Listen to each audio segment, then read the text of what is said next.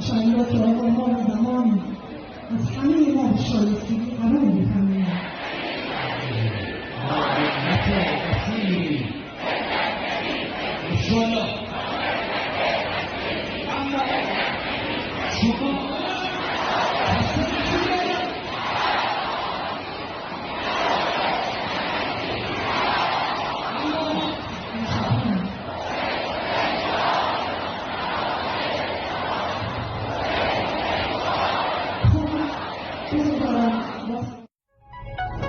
Ça, c'est le peuple iranien qui appelle à la revanche contre les Américains. Ce fameux peuple iranien, qui était censé être sauvé par les États-Unis, qui aujourd'hui se retourne complètement contre Donald Trump et ses copains.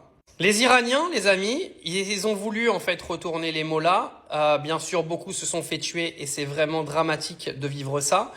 Mais je pense qu'ils ont envie de se sortir de leur merde tout seuls. Ils n'ont pas besoin de Donald Trump, ils n'ont pas eu besoin des États-Unis et aujourd'hui, en plus, ils se rendent compte que ceux qui ont réclamé l'intervention des États-Unis, ils se rendent compte que les Américains n'étaient absolument pas là pour eux et que tous les bombardements qui ont eu lieu en Iran ont tué des centaines de personnes qui demandaient clairement à être sauvées. Les Américains sont venus en potentiel sauveur, ils se retrouvent en assassin parce que dès le premier jour, ils ont tiré dans une école qui a tué plus de 170 enfants et les Iraniens ont vite compris que les Américains étaient pas venus là pour les sauver. Vous imaginez le bourbier dans lequel s'est fourré Donald Trump. Déjà, premièrement, il ne gagnera pas sa guerre, parce que ça, c'est terminé.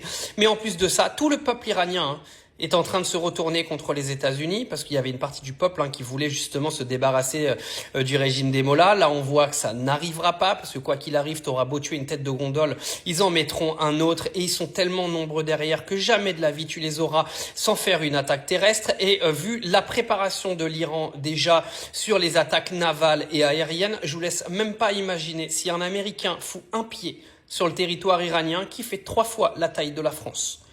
Imaginez ce qu'ils ont déjà préparé au sol si les Américains mettent un pied en Iran. Je veux même pas imaginer le carnage que ça va être. Alors on sait que Donald Trump n'en a rien à cirer des gens qui en gros vont se battre pour ses désirata et il en a rien à foutre de tuer des militaires américains pour ses débilités.